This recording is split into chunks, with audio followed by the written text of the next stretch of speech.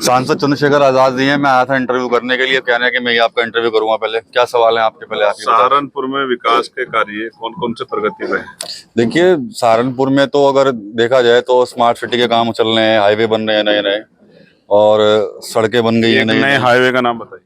आपका express way देख लीजिए, यही वाला जो चल रहा है, आपके घर के पास से जा रहा है। फ्लाईओवर 2 बन गए, नहीं बन गए आपके सामने? कहाँ पर? छुटमलपुर वाले रोड पर ही, जो सहारनपुर का नहीं हाईवे नहीं, एलिवेटेड वाला।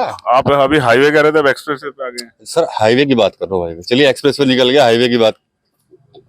मैं आपसे जानने का प्रयास कर, आप नेता होकर हमें घुमाइए मत जी। जनता को। आप ये बताइए कि मैंने आपको सहारनपुर शहर के बारे में पूछा, सहारनपुर शहर के अंदर आपने स्मार्ट सिटी, अब ये हाईवे स्मार्ट सिटी में आ गया क्या? स्मार्ट सिटी के अंदर कई सड़कें हैं जो पहले खराब थी, वो बन गई हैं। जैसे पिछले 8 साल में सरकार ने क्या किया जो अब सड़कें बन रही? ये सवाल तो आपसे भी करना चाहिए ना। अब आप बताइए, जो आप लगातार आरोप लगाते हो सरकार के ऊपर, घेरते हो। निकम्मी सरकार है। अच्छा। हाँ, बिल्कुल नहीं काम किया। अच्छा। किसी गांव में चले जाओ आप, अगर आपको सड़कें टूटी ना मिले, अच्छा। अगर सीवर की कहीं व्यवस्था हो, नालियों में निकासी की व्यवस्था हो, कहीं जाके देख लो। जब सहारनपुर से छुटमलपुर आप आते थे, नहीं मेरे माइक लगाया आप लगा। अच्छा। जब सहारनपुर छुटमलपुर आते थे आप, तो सड़कें तो काफी खराब थी। अब तो आराम से आ जाते होंगे। कितना टाइम लगता है आने में? ये राज्य सरकार को इसका वो देना चाहते हुए, ये आपसे पूछ रहा हूँ। NHAI की वो है, और हम जब वहां जाके लड़ते हैं गडकरी जी से, तब ये सड़कें बनती हैं। अच्छा। ये राष्ट्रीय राजमार्ग है जी। राज्य राजमार्ग नहीं। उनके हाल अभी भी खराब है। जो सरकार के अधीन आते हैं राज्य सरकार के, आप जाके देखो। आप चलो, मैं आपको कौन सी जगह ले चलूं? मैं तो क्षेत्र का जनप्रतिनिधि नहीं हूँ चुना हुआ, वरना तो मैं तो रोज अधिकारी को यहाँ बिठा के रखता। आपने देखी होगी मेरी कई वीडियो। हाँ, मैं वहाँ देखा, जब लगेना कि लोकसभा में होते हैं, आप निकलते हैं सड़कों पर, अधिकारियों को ले जाते हैं कीचड़ में। तो लेके जाता हूँ, क्योंकि एक सांसद के पास जितनी निधि होती है उतना विकास कार्य करा दिया, उसके बाद कहाँ से कराएं? हम सरकार तो नहीं है। कितनी निधि खर्च हुई होगी अब तक? होगी आपकी अच्छी खासी? आधी होगी है। आधी बची है, अभी 6 महीने का समय पड़ा है, मार्च तक रहेगी। तो कुछ सांसद ऐसे हैं जो अब तक उन्होंने अपनी निधि खर्च नहीं मैं सबसे पहले, मेरी फर्स्ट निधि का काम सबसे पहले हुआ पूरे प्रदेश में जितने भी सांसद हैं। सबसे पहले जो इम्पोर्टेंट काम थे सारे कराए, ना जाति ना धर्म, जहां आवश्यकता थी वहां कराए। लेकिन आप ये सोचो, अगर 8-8 साल सरकार में रहने के बाद ग्रामीण सड़कें ठीक नहीं है, जिनसे आप मंदिर जाते हैं, मस्जिद जाते हैं, गुरुद्वारे जाते हैं, स्कूल जाते हैं, अस्पताल जाते हैं, उनका हाल खराब है, तो इसकी जवाबदेही राज्य सरकार की है। और राज्य सरकार अपनी जवाबदेही से भाग रही है, तब इसके कारण बरेली जैसे इश्यू होते हैं। शेखर भाई बताइए, छप्पर है यहाँ पर, और पहले भी हम यहाँ पर आते रहे हैं। छप्पर से इधर से आपने शुरुआत की और पार्लियामेंट तक आप गए। जी। तो छप्पर इस आंदोलन की नींव है, और जो लोकसभा है वो इस आंदोलन का एक आयाम है, पड़ाव। अभी वो आंदोलन और आगे बढ़ेगा। पहले प्रदेशों में अपनी ताकत बनाएगा, फिर देश में अपनी ताकत बनाएगा, फिर दुनिया में अपनी ताकत बनाएगा। जिस विचार पे हम लोग काम करते हैं वो विचार अति महत्वपूर्ण विचार है, मानवता का विचार। उससे लोगों के जीवन में बदलाव होगा। कोई सरकार 8 साल से सत्तासीन हो या 12 साल से, और वो कहे कि गजवाए हिंद जैसा माहौल बन रहा है, हम छोड़ेंगे नहीं, तो आप क्यों बैठे हो कुर्सी पे? किसी को 6 महीने पहले मौका मिला हो, प्रदेश को ना जानता हो, लोगों को ना जानता, नेताओं को ना जानता, अधिकारी कर्मचारी, तो समझ आता है। लेकिन आप 8-8 साल से मुख्यमंत्री हैं, फिर वही घिसे पिटे भाषण। जब भी चुनाव आता है आपको गजबा हिंद याद आता है। जब भी चुनाव आता है, आपने क्या वोट मांगी पहले? कि हमारी एक फर्स्ट इंजन की सरकार है, डबल इंजन की करा दो। जनता ने डबल इंजन कर दी। फिर जब नगर पंचायत चुनाव आपने ट्रिपल इंजन की मांगी। अब त्रिस्तरीय पंचायत चुनाव तो आप चौथा इंजन भी मांग लेना, लेकिन काम मत करना। उन इंजनों को खड़े रखना अपने घरों में। आप महसूस करके देखो। आप कौन सा इंजन तैयार कर रहे हो फिर? नहीं, हम तो गरीबों का इंजन तैयार कर रहे हैं। ये जो महापुरुष हैं, इनको भेज देना भाई, जरा सा थोड़ा उठ के थोड़ा उधर को चले जाएंगे, मेहरबानी कर देंगे थोड़ी सी हम पे, ठीक है? तो हम गरीबों की वो यात्रा जो आजादी के इतने साल में पूरी नहीं हुई कि मुख्य धारा में आ जाए, उस इंजन को तैयार कर रहे हैं, जिसमें गरीब बैठ के सफर करेगा। उसकी आर्थिक, सामाजिक, राजनीतिक स्थिति, उसकी धार्मिक उन्नति, उसके साथ जो गैर बराबरी होती है वो खत्म होगी, उसको अच्छी शिक्षा मिलेगी, अच्छा इलाज मिलेगा, व्यापार करने का मौका मिलेगा। तमाम तरह के जो टैक्स बढ़ाए गए हैं, जैसे मुझे कल ही मैंने किससे पूछा, व्यापारी से, मैंने कहा कि जो स्लैब कम हुए हैं GST के, इससे कितना फायदा हो रहा? तो उन्होंने कहा कि 5% कम किया है कपड़े पे और 6% बढ़ा दिया है धागे पे। बदलाव क्या हुआ है? जब तक धागा नहीं आएगा तो कपड़ा कहाँ से बनेगा? तो धागे पे 6% बढ़ा दिया है, कपड़े 5% कम कर दिया है। तो कितना बदलाव हुआ इस स्लैब से? उतना ही जितना, अगर ये बहुत अच्छा होता तो जनता इसका प्रचार करती। अगर मुख्यमंत्री इसका प्रचार कर रहे हैं, बीजेपी के नेता इसका प्रचार करें, तो आप समझो कि वो कभी बीजेपी के अगेंस्ट में जाकर तो प्रचार नहीं करेंगे। अच्छा, जो ये प्रबुद्ध सम्मेलन आप कर रहे हैं, जगह जगह जाकर तमाम जिलों में आप जा रहे हैं और लगातार लोगों को जोड़ने का भी काम कर रहे हैं, तो क्या लगता है कि 27 में कुछ आप कर पाएंगे क्या आगे इनके बदौलत, इन लोगों की बदौलत? कोई मानता तो ये भी नहीं था कि हम 2024 में कर पाएंगे।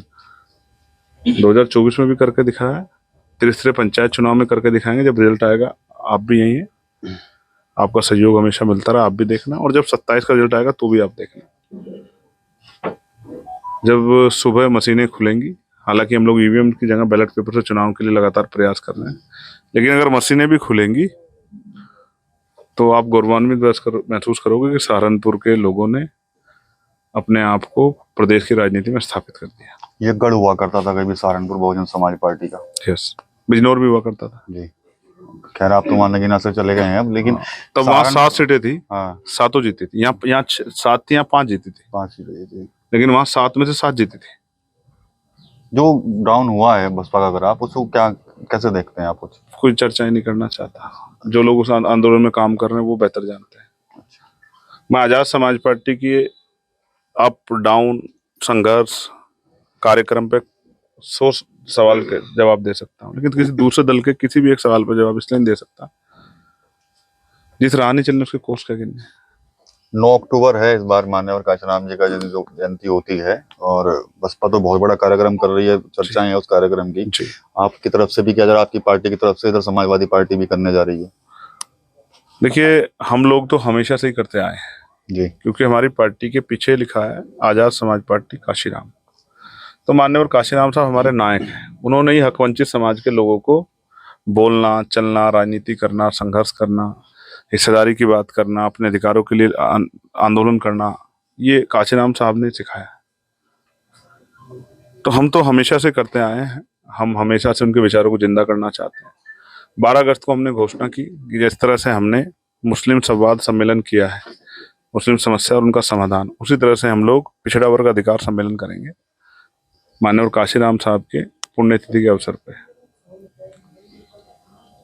फिर बाद में दूसरे दल ने भी घोषणा की कि वो भी करेंगे, हालांकि वो करते नहीं थे अब से पहले।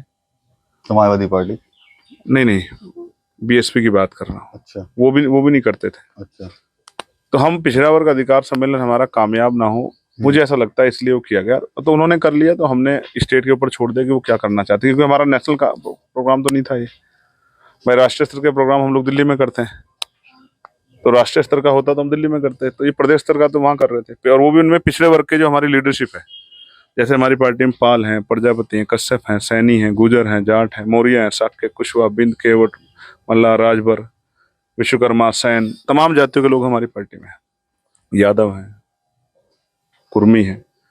तो उन लोगों को हम लोग प्लेटफार्म के जरिए, मंच के जरिए, उनकी जो समस्या है, जहाँ वो रहते हैं, जिन स्थिति को वो महसूस करते हैं, चाहे आरक्षण से रिलेटेड हो, चाहे हिस्सेदार से रिलेटेड हो, चाहे पुरानी पेंशन का मामला हो, या जो है सामाजिक भाईचारे का मामला, तो उन पे हम लोग चर्चा करके उसका एक रोड मैप बनाते, और फिर जब आने वाला विधानसभा चुनाव उसको अपने पार्टी के मैनिफेस्टो में रखते।